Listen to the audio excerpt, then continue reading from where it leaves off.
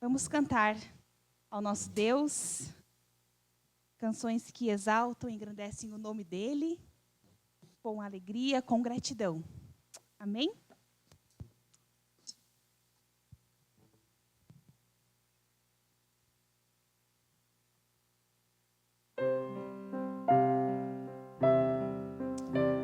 Salvos em Cristo.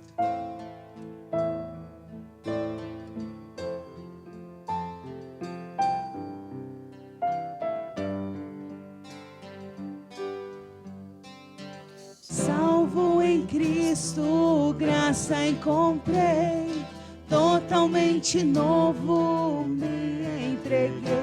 Não há nada em mim, só em ti. Tu és perfeito, sinto tua paz, fidelidade, justiça e amor. E Jesus é a luz para mim. Os meus olhos ponho em ti, meu Criador e Deus, e maravilhado estou com tua glória. Vou viver para adorar a Jesus, Rei da glória.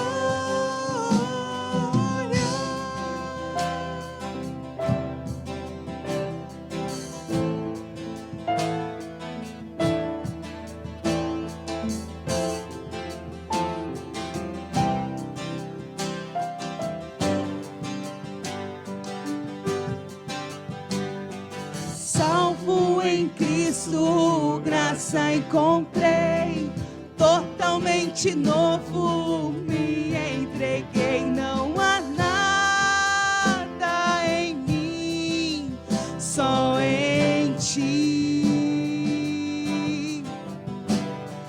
Tu és perfeito, sinto tua paz, fidelidade, justiça e amor. E Jesus é a luz para mim. Os meus olhos ponho em ti, meu Criador e Deus, e maravilhado estou com tua glória. Vou viver para adorar a Jesus, Rei da glória. E os anjos cantam, vem, clamam santo, esperando te voltar. Cantarei, aleluia,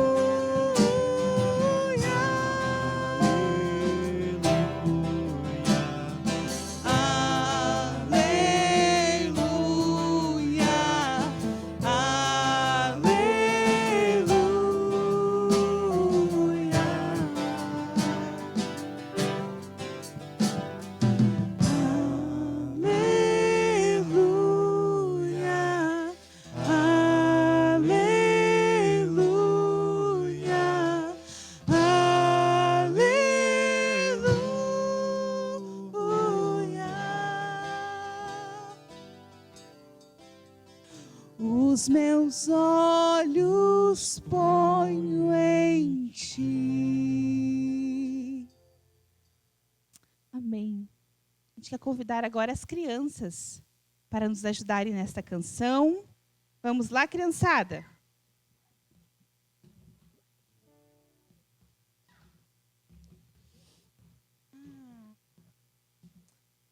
Essa música fala que quando a gente sabe algo muito especial, que a gente recebe uma notícia muito boa, a gente precisa compartilhar.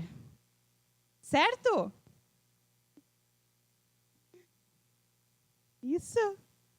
Vamos cantar então com as nossas crianças, com palmas. Vamos lá?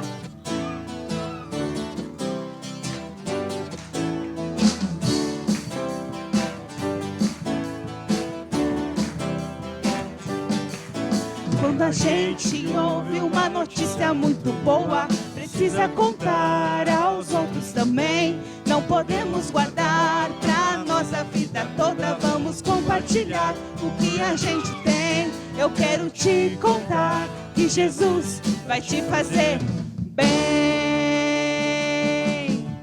Quando conheci Jesus, minha vida se transformou. Ele me deu a paz, Ele me perdoou. Jesus encheu meu coração de amor.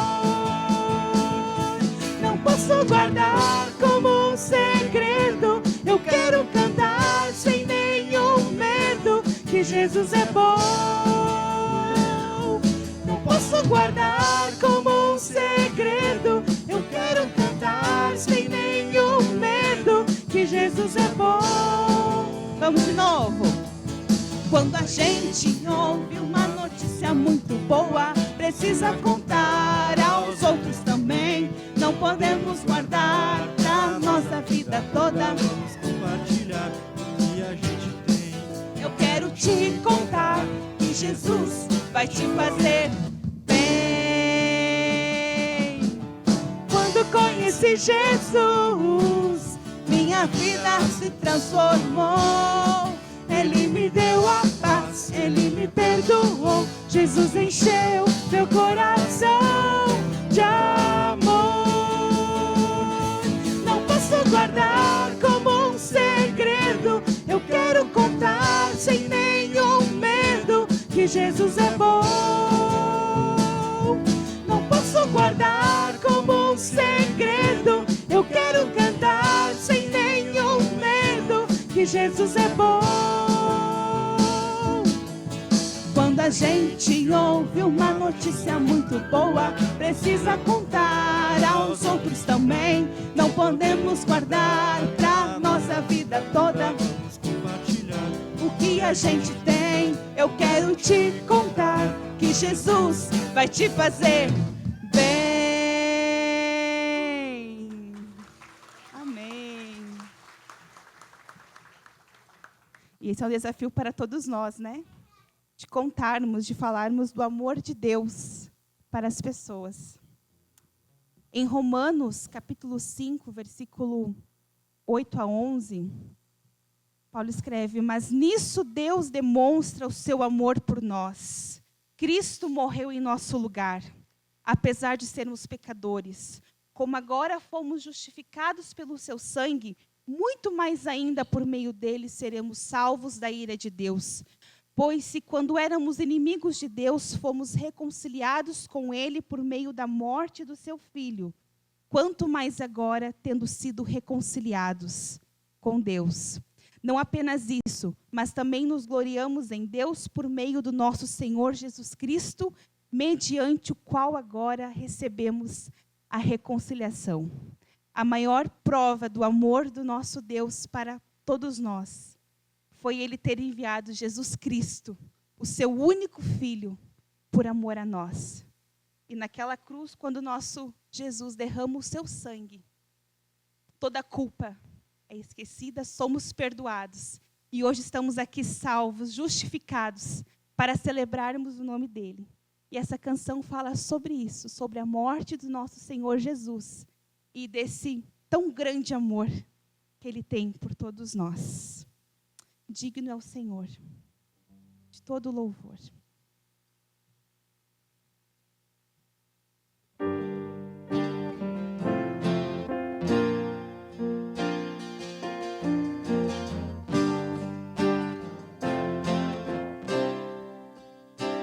Graças eu te dou, Pai, pelo preço que pagou, sacrifício de amor que me comprou.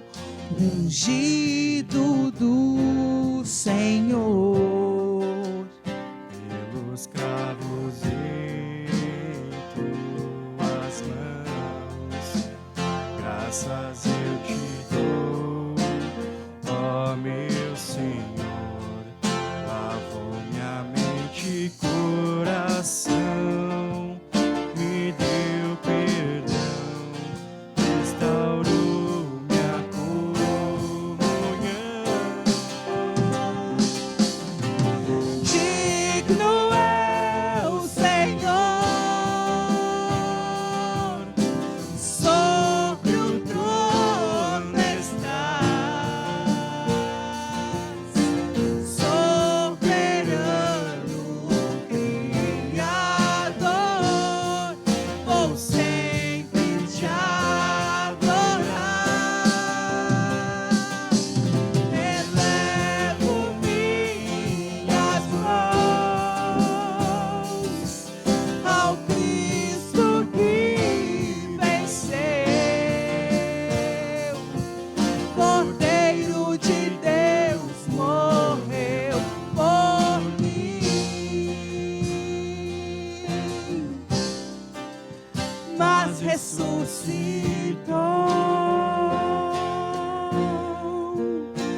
Digno é o Senhor.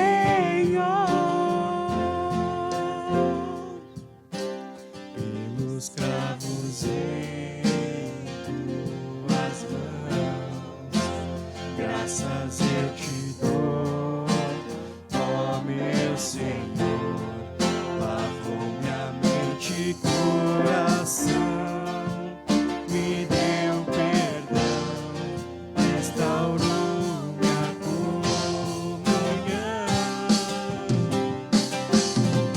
Digno é o Senhor,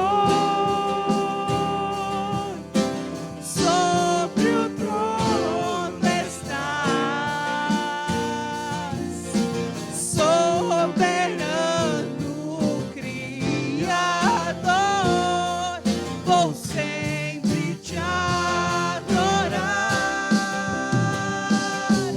Elevo minhas mãos ao Cristo que venceu, Cordeiro de Deus morreu por mim, mas ressuscitou.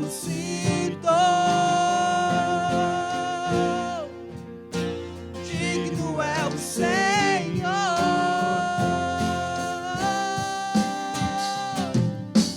Elevo minhas mãos ao Cristo que venceu, Cordeiro de Deus morreu por mim, mas ressuscitou.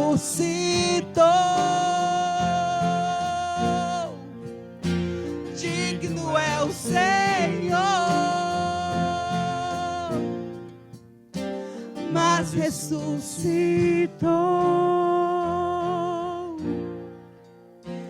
Digno é o Senhor.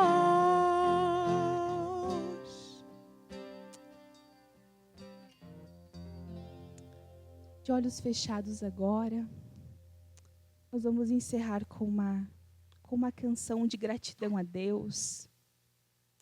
Eu queria te convidar que você pensasse agora em motivos pelos quais você é grato a Deus. Fique à vontade para, se quiser expressar isso, motivos que nós somos gratos por tudo que Deus já tem feito em nossas vidas, por aquilo que Deus ainda irá fazer de acordo com a sua vontade. Então pense sobre isso.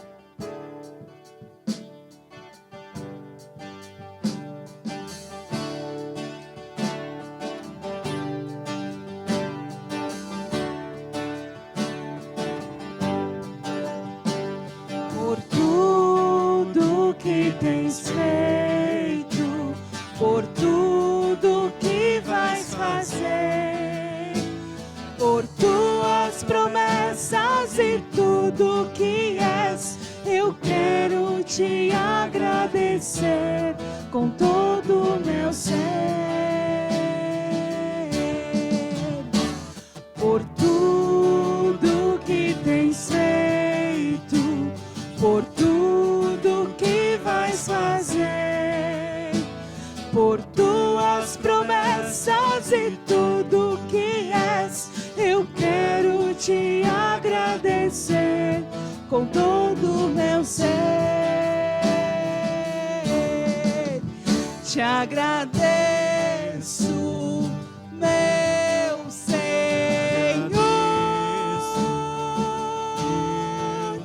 Te agradeço, meu Senhor. Te agradeço por me libertar e salvar, por ter morrido em meu lugar. Te agradeço, Jesus, te agradeço. Eu te agradeço, te agradeço,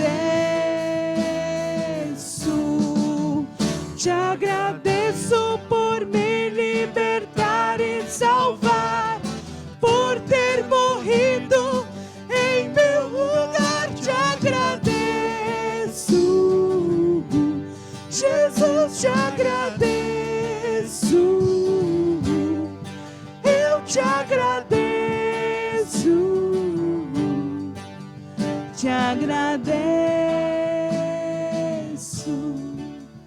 te agradeço por me libertar e salvar, por ter morrido em meu lugar. Te agradeço. Obrigado, Senhor. Jesus, te agradeço. Eu te agradeço. Te agradeço.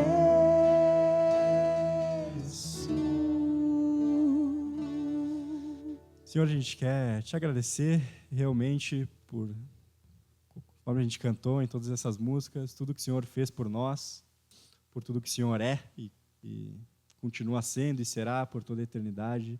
Te louvamos e te agradecemos. Só Tu é digno de toda a honra, de todo louvor. Então, que o Senhor possa gravar isso em nosso coração, que esse louvor possa ter sido agradável a Ti, que o que vai ser falado também durante o estudo possa cair em solo fértil, Tua palavra realmente venha a frutificar em nossas vidas. Te agradecemos por isso. O Senhor cuida e tem cuidado de nós e nunca deixou de cuidar. É isso que te pedimos, te agradecemos. Em nome de Jesus, amém. Bom dia mais uma vez. Antes da mensagem, eu gostaria de compartilhar com vocês que ontem eu tive o privilégio de participar junto com o Kleber e a Josi, que estão aqui na frente.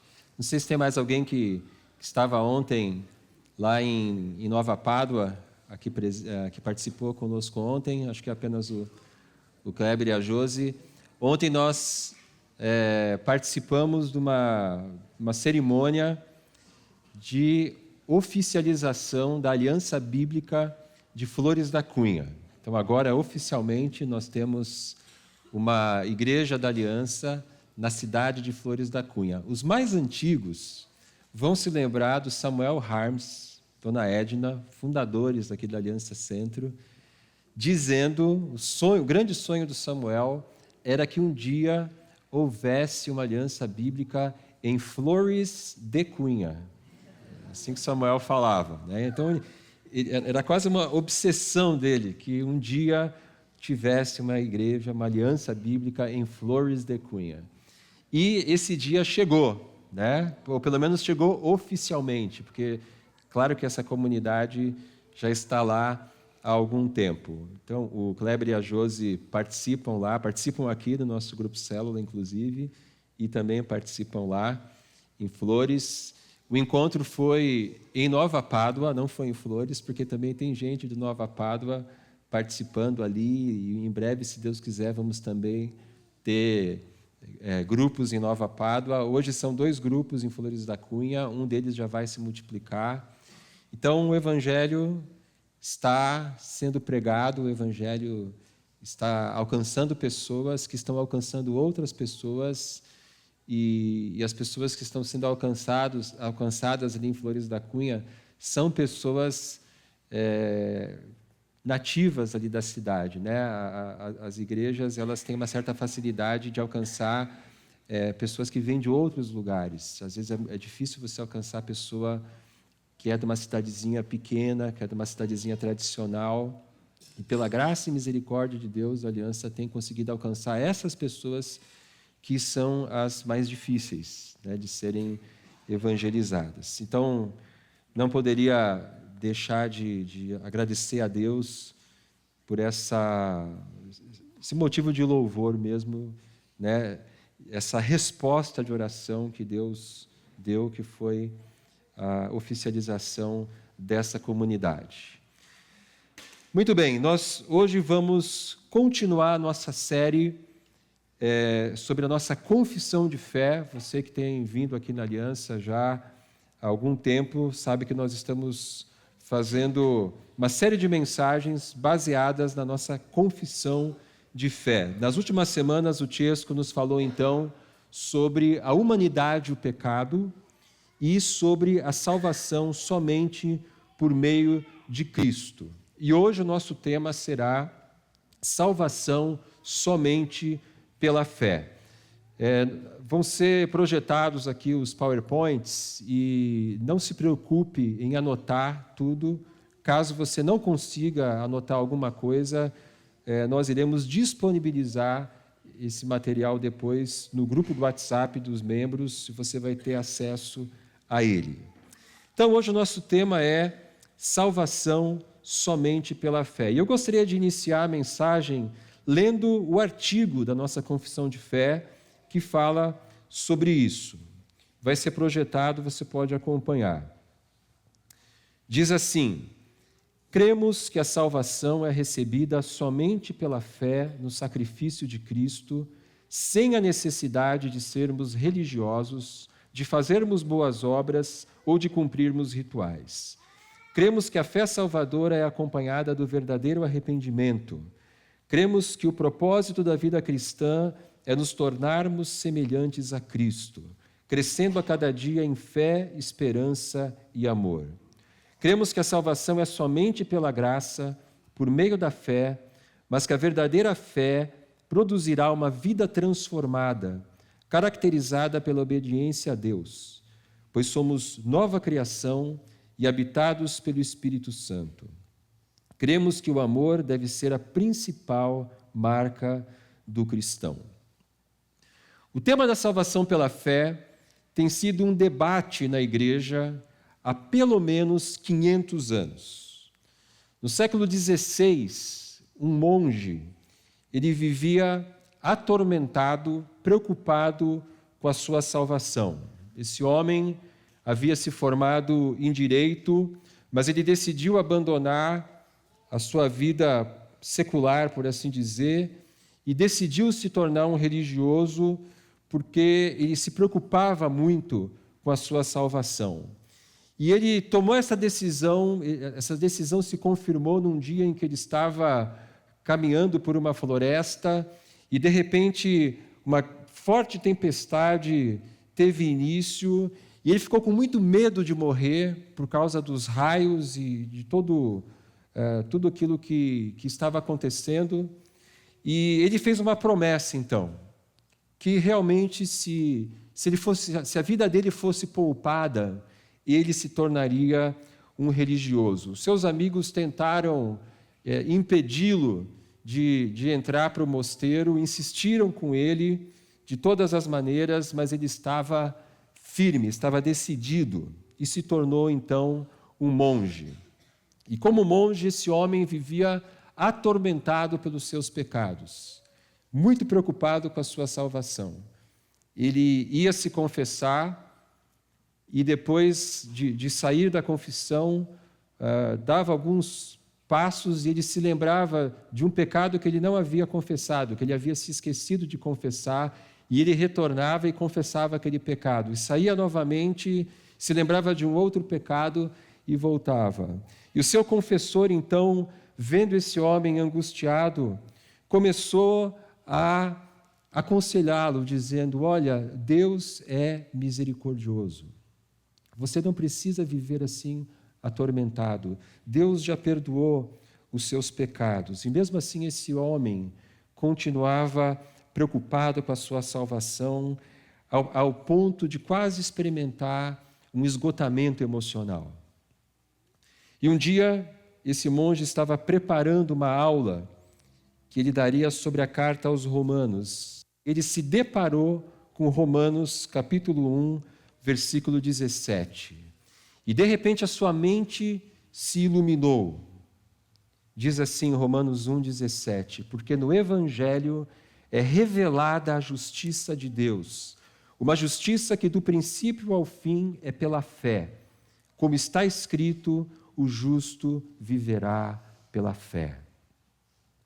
Eu imagino que a essa altura você já tenha identificado quem foi esse monge. O nome dele era Martin Luther, ou como nós dizemos em português, Martinho Lutero. Lutero não inventou uma nova doutrina. A salvação pela fé, somente pela fé, não é uma invenção da reforma protestante. Lutero apenas resgatou uma doutrina do Novo Testamento que nós iremos estudar hoje. Então, existe ainda muita confusão sobre esse tema tão importante que é o da salvação somente pela fé. E eu quero convidar você agora para abrir a sua Bíblia em Efésios, no capítulo 2, e nós vamos ler de início 2 textos de Efésios. Efésios capítulo 2, versículos de 1 a 10, e Efésios capítulo 5, versículos 1 e 2. Efésios capítulo 2, de 1 a 10.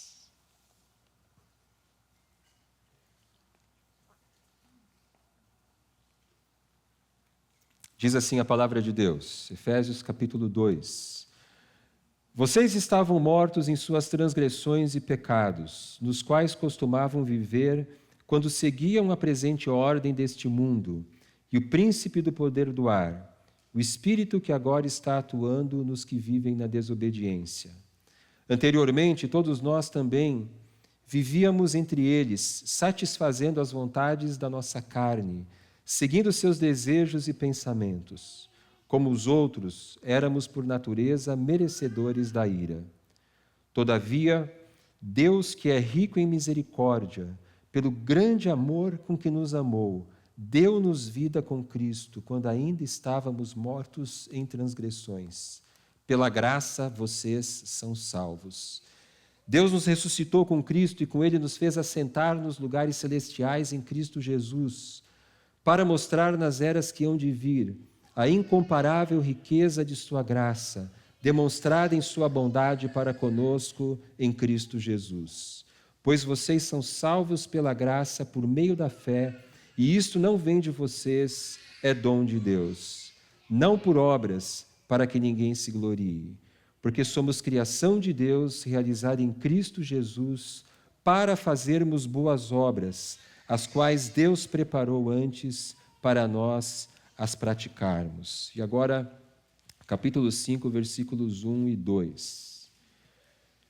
Portanto, sejam imitadores de Deus como filhos amados e vivam em amor, como também Cristo nos amou e se entregou por nós, como oferta e sacrifício de aroma agradável a Deus. Então, nessa nossa mensagem, nós veremos 4 verdades com base nesses textos. Somos salvos pela graça, somos salvos por meio da fé, somos salvos para boas obras, somos salvos para vivermos em amor. Então, somos salvos pela graça, por meio da fé, para boas obras, para vivermos em amor. Então, a primeira verdade, nós somos salvos pela graça. Versículos 4 e 5, Efésios capítulo 2. Todavia, Deus, que é rico em misericórdia, pelo grande amor com que nos amou, deu-nos vida com Cristo quando ainda estávamos mortos em transgressões. Pela graça vocês são salvos. A palavra graça significa um favor imerecido, um presente, uma dádiva. A graça de Deus é recebermos aquilo que nós não merecemos. Portanto, ser salvo pela graça significa que nós não merecemos a nossa salvação. Ninguém merece ser salvo. O perdão dos nossos pecados, ele é um presente. Então, a nossa salvação, ela é pela graça, ou seja, ela é de graça para nós. A nossa salvação não nos custa nada. Nossa salvação não custa nada para nós, e ela não custa nada para nós porque ela custou tudo para Deus. A nossa salvação custou a morte de Cristo na cruz. E foi na cruz que Ele morreu pelos nossos pecados, foi na cruz que Ele pagou a nossa dívida impagável, foi na cruz que Ele se tornou o sacrifício pelos nossos pecados. E nós precisamos nos lembrar disso todos os dias. Eu não mereço a minha salvação. Eu não sou digno e nunca serei digno da minha salvação. Todos os dias nós precisamos pregar o Evangelho para nós mesmos. E pregar o Evangelho para nós mesmos é isso: reconhecer que eu sou indigno, eu não sou merecedor, nunca fui, não sou e jamais serei. Se eu tenho a salvação, é porque ela me foi dada por Cristo. A minha salvação não depende de mim. A minha salvação depende de Cristo. A minha salvação, ela é pura graça. Existe uma música do Asaf Borba que expressa muito bem essa ideia de graça. Não sei quantos de vocês conhecem essa música, acho que nós cantávamos ela há tempos atrás, já faz algum tempo, mas a letra diz assim: quando terminar esta vida e lá no céu eu chegar, haverá uma multidão de irmãos esperando para me abraçar. E perguntarão a uma voz, voltados para mim: ó, conta-nos como você, irmão, venceu e chegou aqui.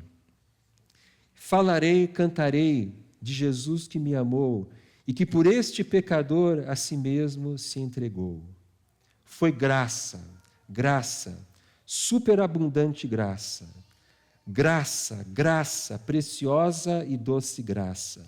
Foi graça, irmãos, graça, irmãos. Eu vos digo que foi assim. Foi só pela graça de Jesus que eu venci e cheguei aqui. É só pela graça. Então nós somos salvos pela graça. A segunda verdade desse texto é que nós somos salvos por meio da fé. Efésios capítulo 2, versículos 8 e 9. Pois vocês são salvos pela graça por meio da fé, e isto não vem de vocês, é dom de Deus, não por obras, para que ninguém se glorie. Veja como Paulo faz aqui um contraste entre fé e obras. Vocês são salvos por meio da fé, vocês não são salvos por meio das obras. E por que Paulo está dizendo isso? Nós precisamos entender essa frase de Paulo, esse versículo, dentro do contexto do primeiro século. Os judeus da época de Paulo, inclusive o próprio Paulo, antes de se converter, eles acreditavam que a salvação era pela graça. Deuteronômio, capítulo 7, diz assim: O Senhor não se afeiçoou a vocês, nem os escolheu por serem mais numerosos do que os outros povos, pois vocês eram o menor de todos os povos. Mas foi porque o Senhor os amou e por causa do juramento que fez aos seus antepassados. Por isso ele os tirou com mão poderosa e os redimiu da terra da escravidão, do poder do Faraó, rei do Egito. Israel foi escolhido para ser o povo de Deus pela graça. E os judeus criam nisso. Os judeus criam que Deus fez uma aliança com Israel pela graça, mas eles também criam que para você se manter na aliança era necessário obedecer à lei de Moisés.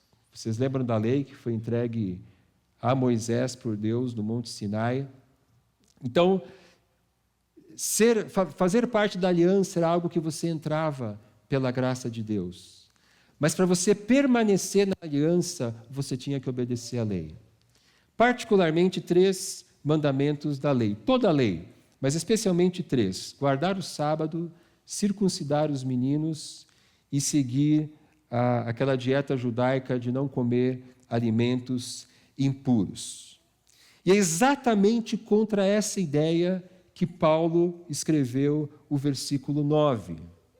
Não por obras para que ninguém se glorie.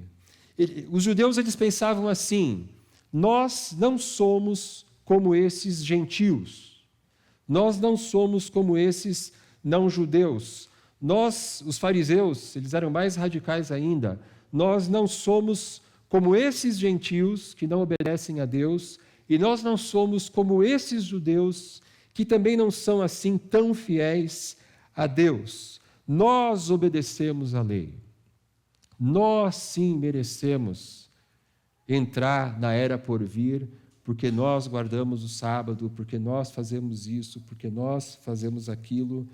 E o que Paulo está combatendo aqui é justamente essa ideia. Ele está dizendo: o cristão é salvo, não porque ele obedece à lei, mas ele é salvo pela fé.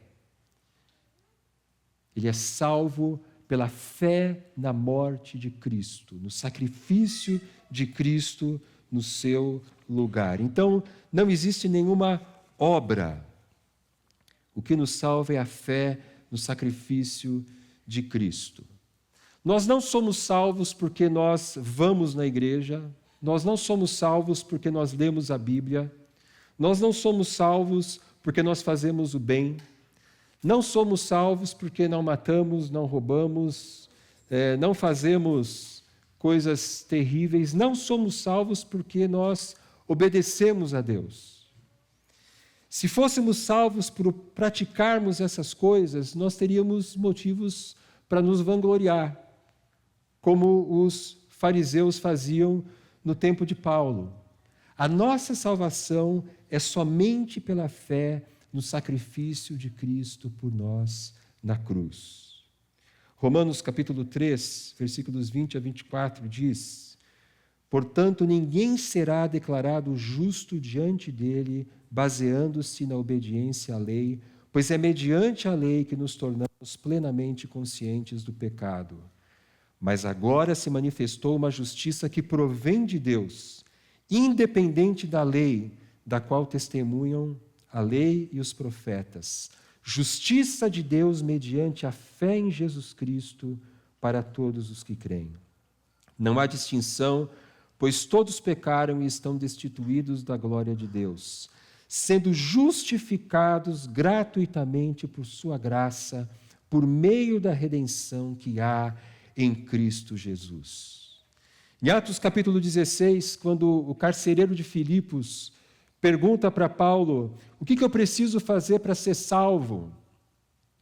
Paulo responde: crê no Senhor Jesus e será salvo você e os da sua casa. Paulo não disse para ele: olha, crê no Senhor Jesus, começa a frequentar uma igreja, começa a ler uma Bíblia, começa a ler a Bíblia, começa a fazer boas obras e você será salvo. Paulo não disse isso. Paulo disse: creia no Senhor Jesus, que morreu pelos seus pecados, e você será salvo e os da sua casa.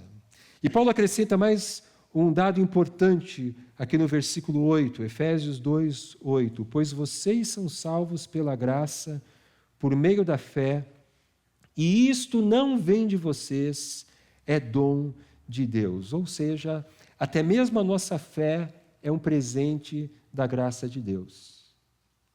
Isso não vem de vocês, é dom de Deus. Porque nós somos tão pecadores e tão orgulhosos que nós somos capazes de dizer, a salvação é pela fé, mas eu tive fé. Eu não sou que nem essas pessoas aí, pessoas sem fé. Eu tive fé. E Paulo está afastando por completo essa possibilidade. Ele está nos dizendo, até mesmo a fé que você tem para crer no Evangelho te foi dada por Deus. Não existe motivo de vanglória. A salvação é totalmente pela graça, somente por meio da fé, e até mesmo a fé que nós temos para crer no Evangelho nos foi dada graciosamente por Deus. Então nós somos salvos pela graça, por meio da fé, e a terceira verdade desse texto, nós somos salvos para boas obras. Efésios capítulo 2, versículo 10. Porque somos criação de Deus, realizada em Cristo Jesus, para fazermos boas obras, as quais Deus preparou antes para nós as praticarmos. Eu disse no início da mensagem que existe ainda muita confusão sobre esse tema e eu espero que essa mensagem possa ser bastante esclarecedora para todos nós. Nós não somos salvos por nossas boas obras, mas somos salvos para boas obras. As boas obras são necessárias para a nossa salvação, não como a causa da nossa salvação, mas como a evidência dela. Em outras palavras, quando nós somos salvos por Cristo, a nossa vida muda. Conversão significa transformação. Não significa que nós iremos mudar tudo do dia para a noite, não significa que nós seremos perfeitos, mas a conversão significa que a partir de agora nós somos novas pessoas. E a consequência disso será uma mudança de vida. Paulo diz aqui que nós somos criação de Deus realizada em Cristo Jesus. A palavra grega que Paulo usa para criação aqui é a palavra poiema, que significa artesanato, obra de arte. Essa palavra grega, ela deu origem à nossa palavra poema. Quando nós nos convertemos, Deus nos transforma em seu poema, em sua obra de arte. O cristão, ele é uma nova pessoa, ele é uma nova criação de Deus. Portanto, se alguém está em Cristo, é nova criação. As coisas antigas já passaram, eis que se fizeram novas. 2 Coríntios 5, 17. E o que são essas boas obras? Na nossa cultura, nós entendemos boas obras como sendo fazer obras de caridade, ajudar os pobres, ajudar os necessitados, etc. Será que Paulo está falando de caridade nesse texto? Com certeza, o que Paulo chama aqui de boas obras inclui a caridade, mas o sentido de boas obras no Novo Testamento e nesse texto, ele é muito mais amplo. Na verdade, boas obras no Novo Testamento significam toda a vida cristã. Boas obras é tudo aquilo que nós fazemos em obediência a Cristo. E Paulo nos dá vários exemplos do que são essas boas obras nessa mesma carta aos Efésios. Abre comigo ali em Efésios, capítulo 4, versículos 22 a 24.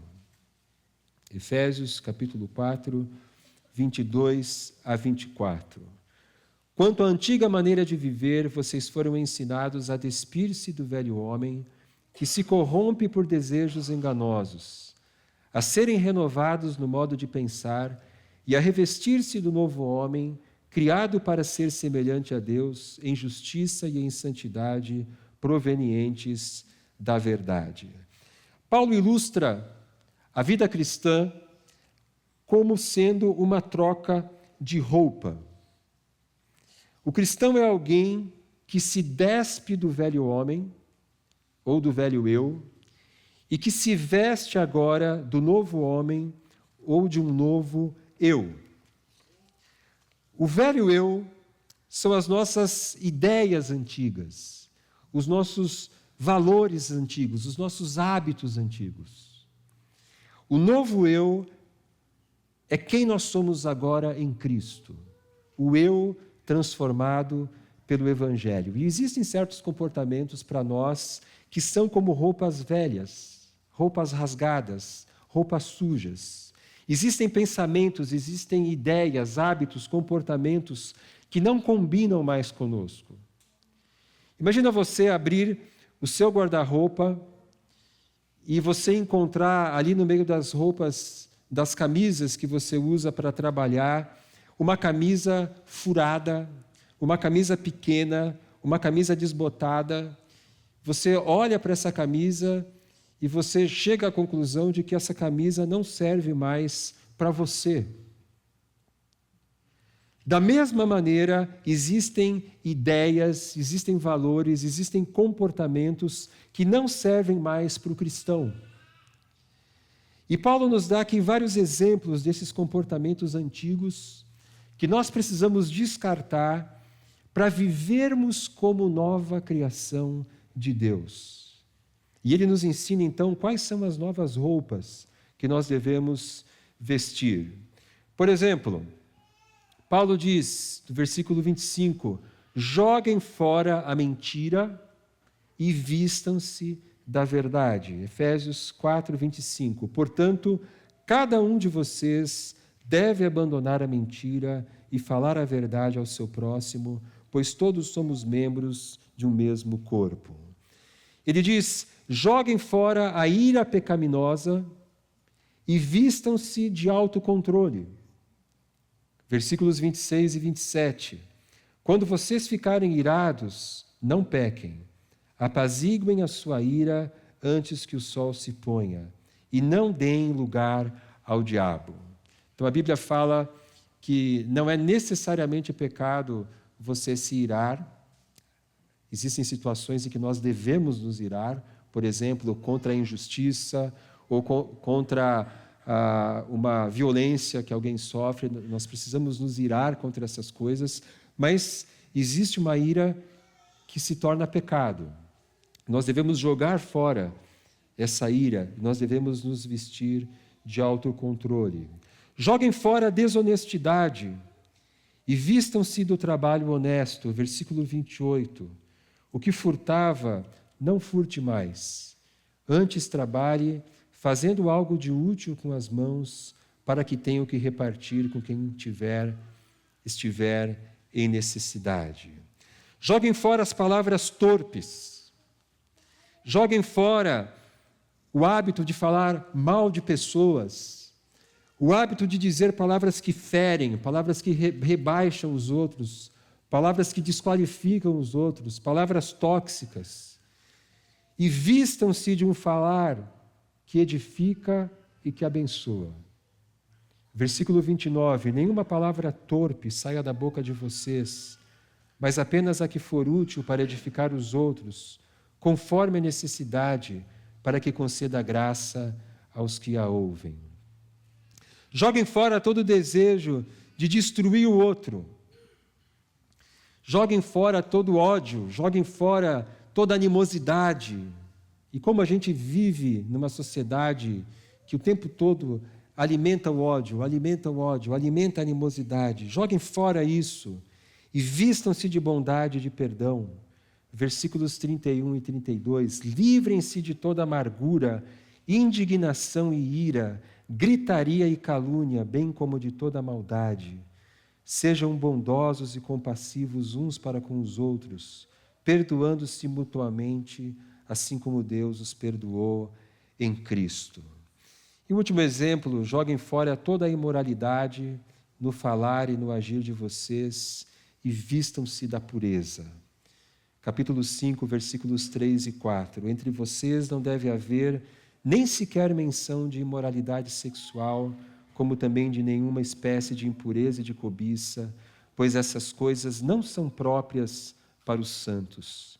Não haja obscenidade, nem conversas tolas, nem gracejos imorais, que são inconvenientes, mas ao invés disso, ações de graça. Então, Paulo nos deu aqui vários exemplos. A mentira, a ira, a desonestidade, etc., são todas roupas que nós devemos tirar do nosso armário, tirar da nossa vida.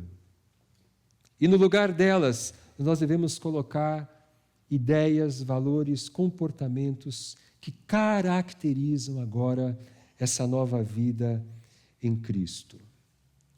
Então, todos os dias, nós precisamos nos avaliar. As minhas ideias, o meu comportamento, eles refletem o meu velho eu ou o meu novo eu? Como que eu posso, no dia de hoje, jogar fora essas velhas roupas, essa velha roupagem, e como que eu posso, no dia de hoje, me revestir desse novo eu que eu tenho em Cristo? Nós não temos a capacidade de mudar nós mesmos. Tudo isso nós vamos fazer no poder do Espírito Santo. É o Espírito Santo quem nos capacita. E Paulo vai falar aqui do Espírito em Efésios capítulo 1, Efésios capítulo 5. Então, é na dependência do Espírito que nós decidimos mudar. É na dependência do Espírito que nós devemos nos esforçar para mudar. E aqui tem uma coisa muito importante, que se você entender isso, isso vai poupar muita dor de cabeça para você. Nós não somos cooperadores de Deus na nossa salvação. Nós não ajudamos Deus a nos salvar. Como nós vimos, nós somos salvos pela graça, por meio da fé no sacrifício de Cristo. Porém, nós somos cooperadores de Deus na nossa santificação. Não somos na nossa salvação, somos na nossa santificação. O Espírito Santo nos capacita a obedecer a Deus, mas nós precisamos decidir e nos esforçar para obedecer a Deus. Obedecer exige esforço. Qualquer pessoa que deseja mudar hábitos arraigados sabe disso. Mentir, ter explosões de ira, usar palavras que ferem, ter pensamentos imorais, essas coisas podem se tornar hábitos na nossa vida. E nós precisamos, então, mudar esses hábitos. E mudar esses hábitos exige decisão, oração e esforço todos os dias. Uma outra coisa, nós não conseguimos mudar esses hábitos sozinhos. Além da capacitação do Espírito, nós precisamos da igreja, nós precisamos da comunidade. Paulo diz em Efésios, capítulo 5, versículos 18 a 21. Não se embriaguem com vinho, que leva à libertinagem, mas deixem-se encher pelo Espírito, falando entre si com salmos, hinos e cânticos espirituais, cantando e louvando de coração ao Senhor, dando graças constantemente a Deus Pai por todas as coisas, em nome de nosso Senhor Jesus Cristo. Sujeitem-se uns aos outros por temor a Cristo. Então, esse jogar fora do velho homem, da roupagem do velho homem, do velho eu, e esse vestir-se do novo eu, esse exercício, ele é feito em comunidade, no contexto da comunidade. Conforme nós adoramos a Deus junto, conforme nós convivemos uns com os outros, conforme nós nos sujeitamos uns aos outros. E é por isso que nós, como aliança, nós valorizamos a celebração, nós valorizamos o grupo célula, nós valorizamos o discipulado. Porque essas são 3 manifestações da nossa vida em comunidade. e nós precisamos da comunidade. Então, nós somos salvos pela graça, nós somos salvos por meio da fé, nós somos salvos para boas obras e, por último, nós somos salvos para viver em amor. Efésios capítulo 5, versículos 1 e 2. Portanto, sejam imitadores de Deus como filhos amados e vivam em amor, como também Cristo nos amou e se entregou por nós como oferta e sacrifício de aroma agradável a Deus. A nossa confissão de fé diz: cremos que o amor deve ser a principal marca do cristão. Sem amor, nós nos transformamos em fariseus. Porque nós começamos a obedecer a Deus e começamos a achar que porque nós somos obedientes, nós somos melhores. Nós começamos a obedecer a Deus, a nos tornar pessoas comprometidas, lemos a Bíblia, frequentamos a igreja, obedecemos a Deus, e aí nós começamos a nos comparar com os outros e começamos a identificar pessoas que não são tão comprometidas conosco, pelo menos aparentemente, e começamos a nos comparar com elas e começamos a nos achar superiores. E aí começamos a servir na igreja com o objetivo de sermos reconhecidos, o objetivo de sermos elogiados, e aí facilmente a nossa obediência se transforma em farisaísmo. A principal marca do cristão não é o conhecimento bíblico, por mais importante que seja o conhecimento bíblico. A principal marca do cristão não é a sua dedicação à obra de Deus, por mais importante que seja a obra de Deus. A principal marca do cristão é o amor. E o amor é o antídoto para o farisaísmo. Ainda que eu fale as línguas dos homens e dos anjos, se não tiver amor, serei como o sino que ressoa ou como o prato que retine. Ainda que eu tenha o dom de profecia e saiba todos os mistérios e todo o conhecimento, e tenha uma fé capaz de mover montanhas, mas não tiver amor, nada serei. Ainda que eu dê aos pobres tudo o que possuo e entregue meu corpo para ser queimado, mas não tiver amor, nada disso me valerá. As nossas boas obras, elas só têm valor diante de Deus se elas forem motivadas por um amor verdadeiro. Um amor genuíno por Deus, um amor genuíno pelo meu próximo. Sem amor, tudo o que fazemos não passa de um showzinho para a nossa própria glória.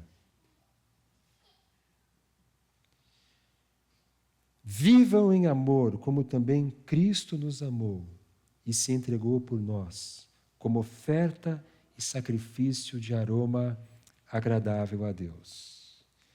Então, nosso texto de Efésios, ele nos ensinou 4 verdades hoje. Primeira verdade, nós somos salvos pela graça. A nossa salvação só pode ser um presente, porque nós somos incapazes de salvar a nós mesmos. Nós somos salvos por meio da fé. Somos salvos porque nós cremos no sacrifício de Cristo por nós. Só por isso. Por causa da cruz. A fé é como nós nos apropriamos daquilo que Cristo fez por nós na cruz. E mesmo essa fé nos é dada gratuitamente por Deus. Nós somos salvos para boas obras. Quando nós cremos no Evangelho, Deus nos faz sua nova criação. E como novos homens, novas mulheres, nós viveremos uma vida transformada. E nós somos salvos para vivermos em amor.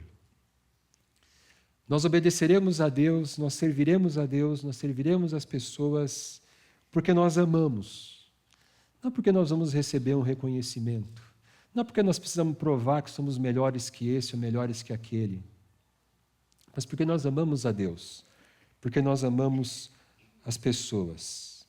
E quando nós agimos assim, nós nos tornamos verdadeiros discípulos de Jesus, ao invés de fariseus. Feche seus olhos, curve sua cabeça. Quero chamar a equipe de louvor aqui para frente, para a gente cantar um último cântico. Vamos orar. Obrigado, Senhor, pela nossa salvação. Ela é de graça para nós, mas ela custou tudo para Ti. A morte de Cristo na cruz. Obrigado porque por meio de Cristo o Senhor nos transforma em nova criação. Somos salvos pela fé para vivermos as boas obras que o Senhor preparou de antemão para nós. Nos ajuda, Senhor, a viver uma vida transformada por meio do Teu Espírito. Que a nossa vida seja motivada por um amor genuíno por Ti e pelo nosso próximo. É o que nós te pedimos, em nome de Jesus. Amém. Amém. Vamos nos colocar de pé, vamos encerrar a nossa celebração com esse último cântico.